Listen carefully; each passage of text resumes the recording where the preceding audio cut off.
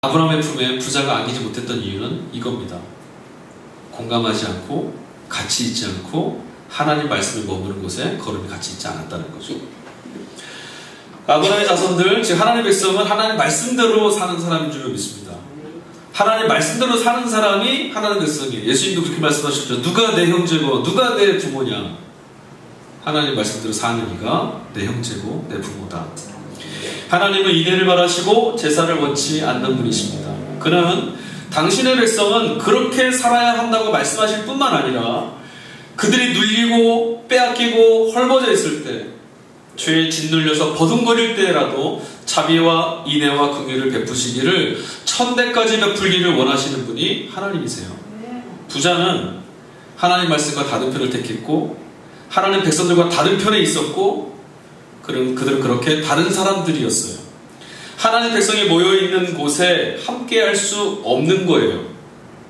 하나님 말씀대로 있는 곳에 그곳에 있지 않았으니, 하나님 백성들이 있는 곳에 있지 않았으니 그는 지금 죽은 사람들이 있는 곳에 있는 것뿐이에요.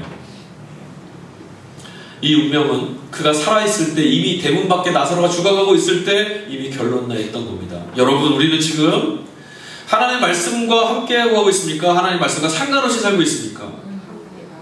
이게 질문돼야 되는 거예요. 내가 하나님의 말씀이 거하고 있는 곳에, 하나님의 말씀이 지향하고 지목하고 있는 곳에 내 마음과 걸음을 옮기고 있는가?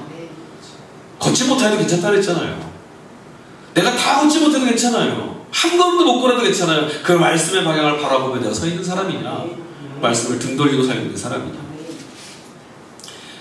그렇게 부자가 하나님 말씀을 등지고 살았을 때 하나님은 그 부자에게서 등을 돌이켜서 부자의 삶에서 버려졌던 대문 밖에 있는 나사로를 찾아가셨고 그를 끌어안고 위로하시고 그의 나라로 인도하신 겁니다. 가난한 사람을 학대하는 자는 그를 지으신 이를 멸시하는 자요, 궁핍한 사람을 불쌍히 여기는 자는 주를 공경하는 자니라.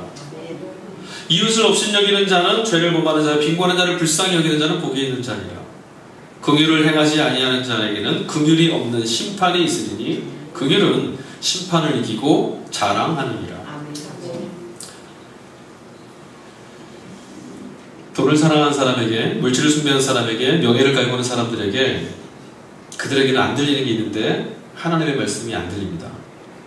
하나님은 오직 당신만을 사랑하는 이들의 하나님 되시기를 원하십니다. 하나님 당신 말씀을 귀 기울이는 이들에게 말씀하시기를 즐겨 하십니다. 그리고 그들이 하나님의 백성이 되는 거죠. 그렇게 하나님만 구하고 그의 은혜만을 구하는 성도들에게 그 앞에 심령이 가난해서 서 있는 나와 같은 이들, 그런 이들이 보이죠. 가슴을 치고 울고 있는 사람이 보이고 하나님이 그들 때문에 슬퍼하시는 것도 보이죠. 아무도 관심 갖고 있지 않은 깨지고 상해서 홀로 눈물을 짓고 나를 세우는 자가 있을 때 그런 자기 백성들을 찾아가시는 주님의 모습을 볼 수 있기를 소망합니다. 아멘. 누가 주님을 믿는 사람입니까? 여러분, 누가 예수 믿는 사람이에요?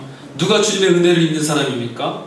하나님이 주시는 은혜가 여러분 우리 가운데 함께하기를 소망합니다. 아멘. 그럼 그 은혜는 누가 받는 거죠? 누가 패망한 나라에서도, 나라의 운명 앞에서도 구원해 주실 하나님의 약속을 믿고 그 밭대기를 사줬습니까? 돈 아깝다 하지 않고 하나님 약속 믿고 그 은혜를 왜 누가 베풀었습니까? 누가 사람들이 버리고 외면하여서 저주받은 인생에도 갚아주시는 하나님의 은혜를 경험할 수 있습니까? 그리고 누가 그렇게 자기 백성을 향해 달려오시는 예수 그리스도를 믿고 따르며 그의 걸음에 함께 동행할 수 있습니까? 여러분, 기억하셔야 됩니다. 세상에서 벌어진 일을 주님은 찾으십니다. 세상에 상처받은 사람들을 주님은 지금 끌어안으십니다. 하나님의 사람을 버리는 이들을 주님은 같이 버리십니다. 기억하셔야 됩니다. 마음이 상한 이들은 주님께 위로받습니다. 주님의 품에 안기게 됩니다. 세상이 인정하지 않을 때 여러분 기뻐하셔도 됩니다. 하나님이 여러분을 인정하십니다. 세상이 여러분에게 손을 내밀지 않을 때 낙담하거나 슬퍼하거나 저주하지 마시고 기뻐하십시오. 하나님이 우리를 아브라함의 품으로 인도합니다. 오늘 우리는 예수의 말씀을 통해서 대문 밖에 버려졌던, 누구도 돌보지 않는, 그래서 너무나 외롭고 고독하고 상하고 깨어져서 이제는 가능성조차도 잃어버렸던 나사로, 그를 도우시기 위해 기쁨과 안락에 빠져있던 그들을 뒤로 한 채 그 대문을 열고 박차고 뛰어나오셔서 그를 끌어안고 계시죠.